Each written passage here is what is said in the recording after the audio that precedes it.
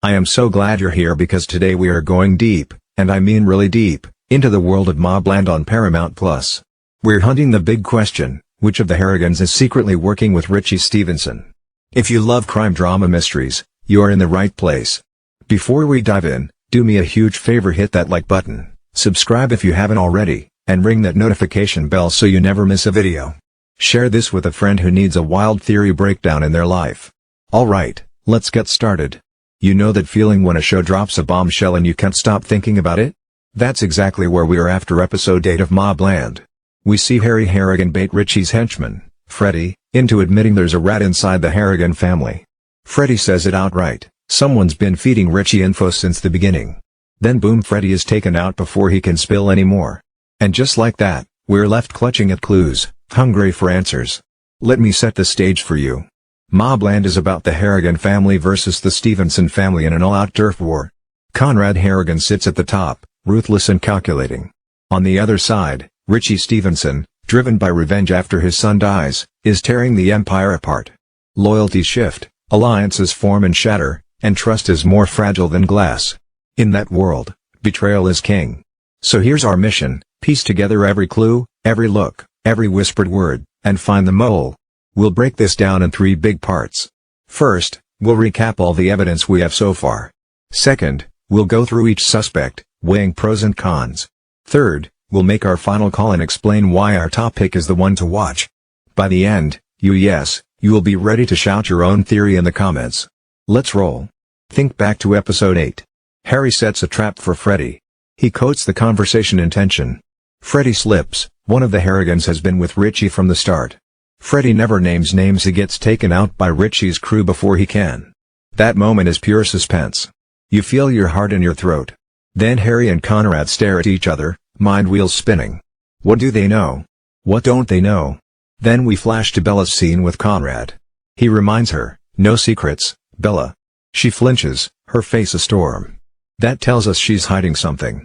We see Maeve, steely-eyed, pushing back against Conrad's orders. We see Delaney quietly slipping away from meetings.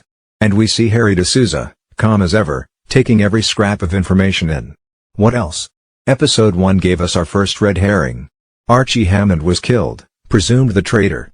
But it wasn't him. That early kill lured us into thinking the mole was an outsider or weak link. Now we know better. This is a betrayal born of pain and power, not accident. We also have background clues. In episode 2, Maeve visits Richie in secret. Episode 4 shows Bella visiting a dingy warehouse where Richie's men hang out. Episode 5 hints that O'Hara's phone is being monitored by someone outside the family. And episode 7? Harry hesitates before revealing key intel to Conrad. That hesitation, friends, that hesitation screams internal conflict. So, we have suspense, mystery, and scattered puzzle pieces. The question is, who fits them all? Part 2, the suspects under the microscope. Let's meet our suspects one by one. We'll start by listing them, then dive deeper into motivation, means, and opportunity. Bella Harrigan, Maeve Harrigan, O'Hara Delaney, family lawyer, Harry D'Souza, fixer, and just to be thorough, we'll explain why we can cross off the obvious: Conrad, Eddie, Jan, Serafina, and Kevin. Bella Harrigan. Bella is Kevin's wife. She has a history with Conrad. When she was young, Conrad used his power to control her. We've seen her scars, both physical and emotional.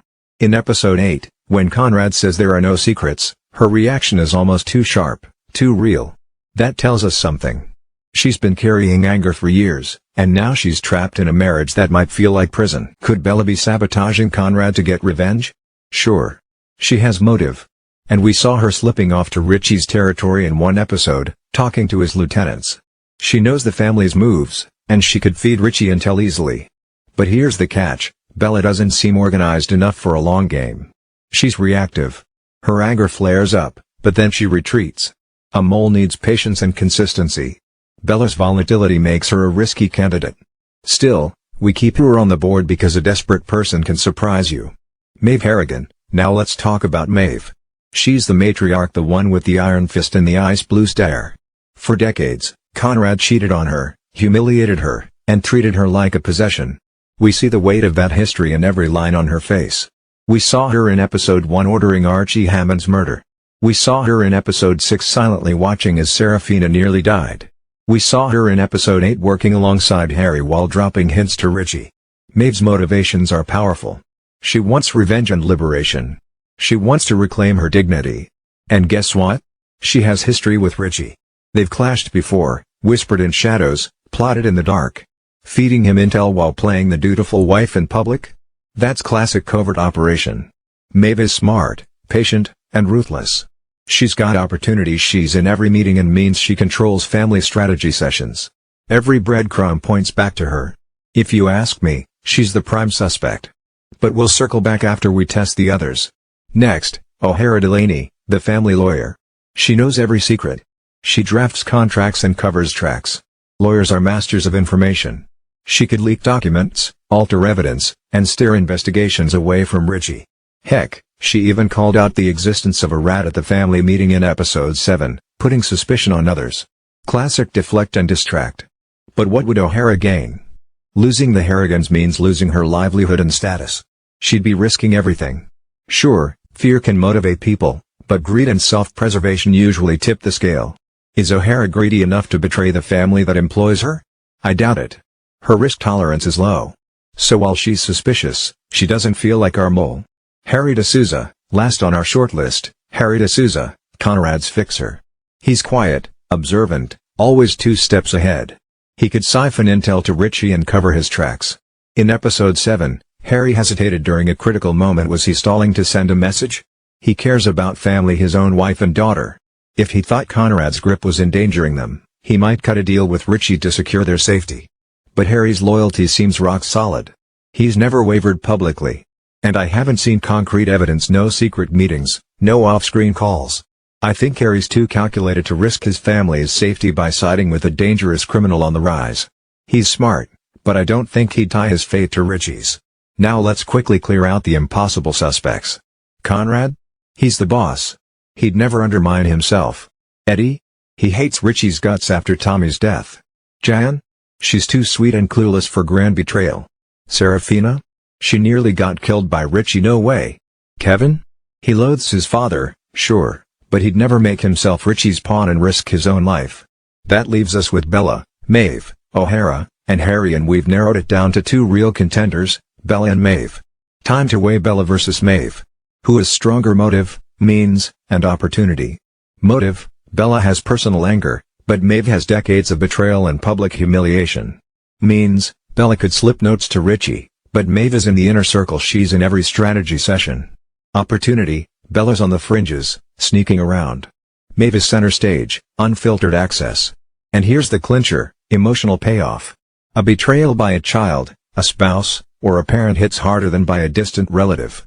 Maeve betraying her own family gives the biggest dramatic sting. And MobLand thrives on drama.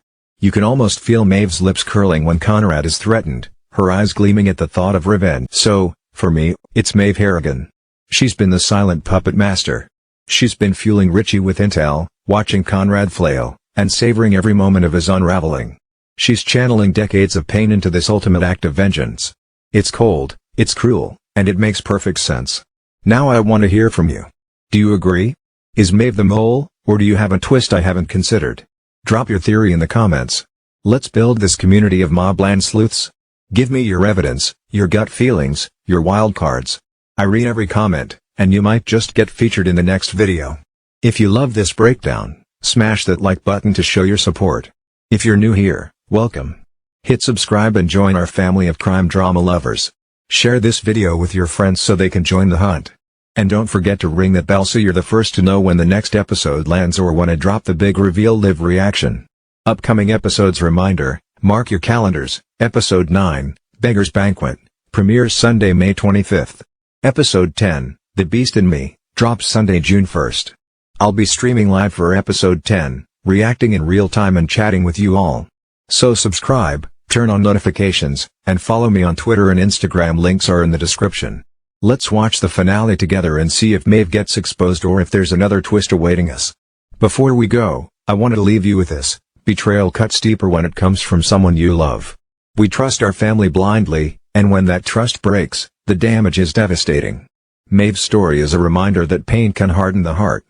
But it also reminds us that understanding someone's past, feeling their hurt, helps us see why they make the choices they do.